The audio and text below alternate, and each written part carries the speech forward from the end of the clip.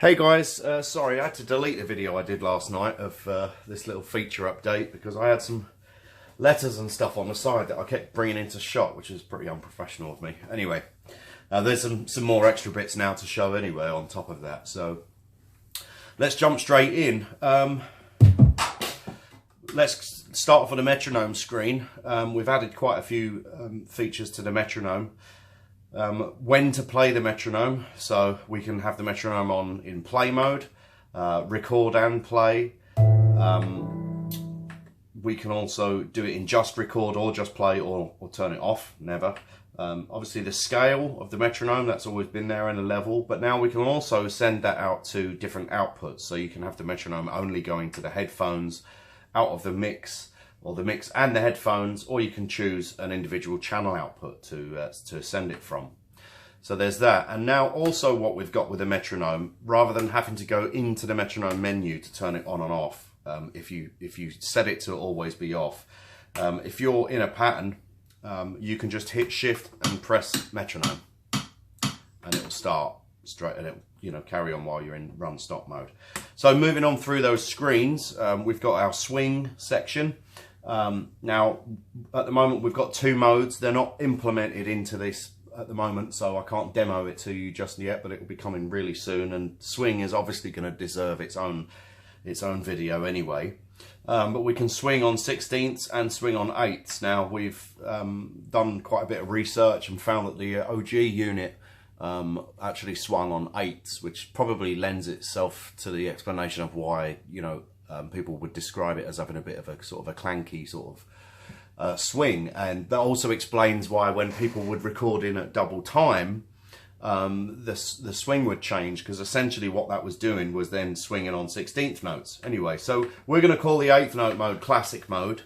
And we've also got 16ths in there, and there'll probably be some other algorithms as well by the time the unit is in your hands. Moving on through the functions, we've got pattern copy. So this is a very easy menu to use. Copy from pattern number to pattern number, and you can dial in your pattern there, where you want to copy it to and how many copies of it you want to do. So I'll say, oh, I want to copy pattern 2 to pattern 8, and then I want to fill 7 more patterns after that. Hit go, and that's done. Time signature, very simple, self-explanatory stuff. I know 98% of us only ever use 4/4, but if you want to start rocking out a bit of Baroque or something like that, then you can change the time signature.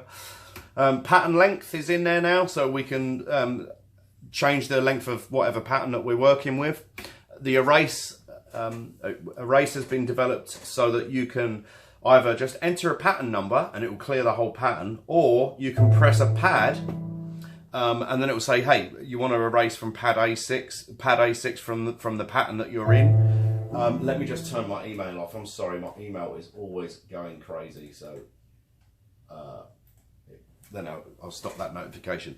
So yeah, you can just press any pad when you're in that sequence and say, hey, yeah, I want to erase this track from the sequence. So we'll say yes to that.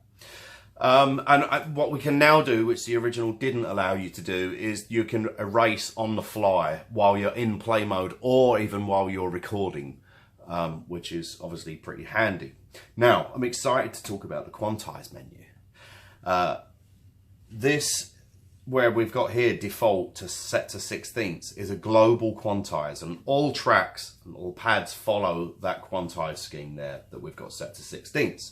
So for instance, if I hit tap repeat, it's going to follow that global the global quantize there. Now I'm going to press shift and repeat to lock it on,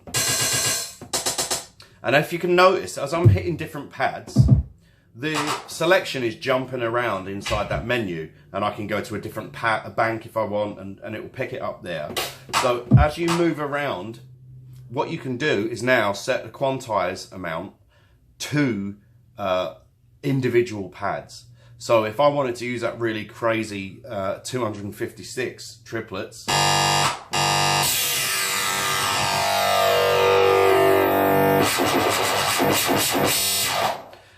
and you can change individual pads now to any quantize level you want. But as you listen to every other pad, they're still following 16ths, but this one before it is on 64ths.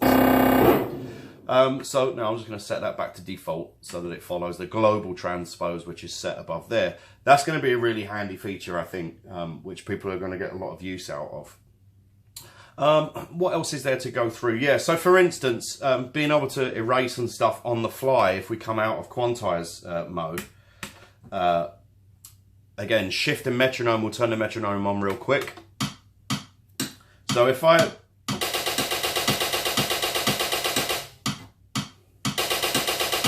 while we're still recording, or indeed while we're just playing, we can hit erase and say yes, and it will delete. Did I hit the right pad then? Yeah. No? It was pad 4. So yeah, then it will remove that while you're still in run mode, and similarly you can still do it.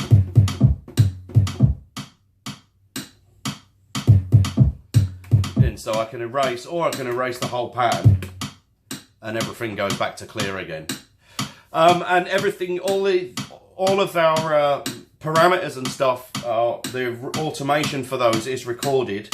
So let me noodle around and you'll see me using the various features on the fly. So for instance, well, I'm just going to mess around play us out, so to speak, for a couple of minutes before it gets to 10 minutes, because then Instagram won't let me do anything.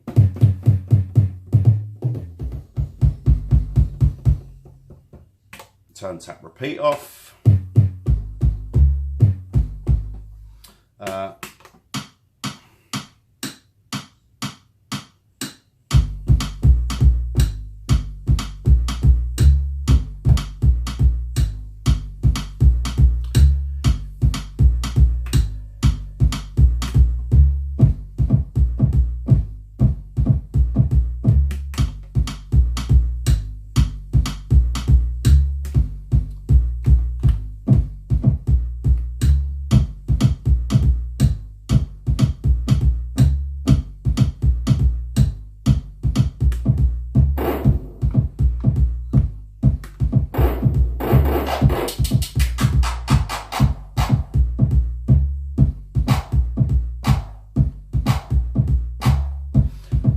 Also, what you can do is when you record a track, you can go in and record the same sound again but change the pitch, or you can change the pitch while you're recording.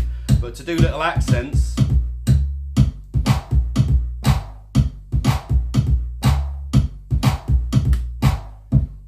so that's playing there, but now I can change the pitch.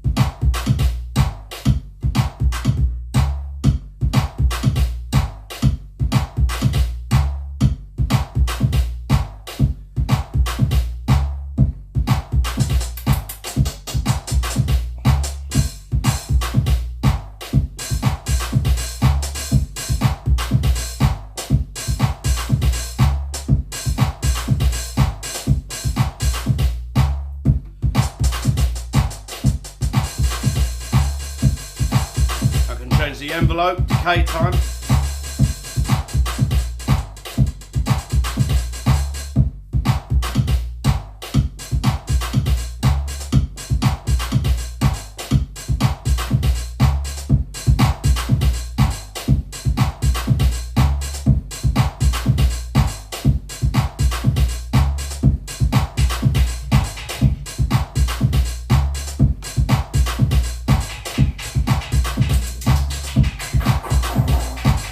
So if I wanted to do some of that crazy stuff with Quantize, I can choose that sound,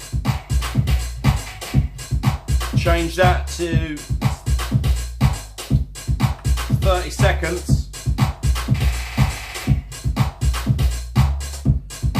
If I put Quantize lock on, repeat lock on,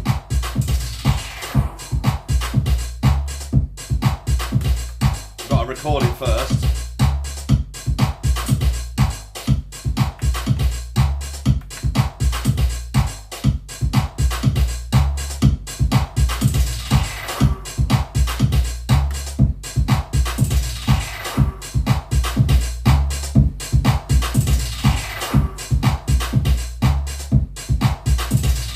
So yeah, you saw me go in there starting off with that 808 kick. I was doing a bit of multi-record on that, multi-record on the pitch, multi-pitch. All of that's recordable in now, so we're tweaking some of those things. Again, if I want to pull something out of that mix, see, I don't like this anymore. Was that? So yeah, I want to get rid of that. It's gone. So yeah, the sequence is really starting to mature. Lots more stuff coming in the next couple of days, and I'll keep you posted. Thank you.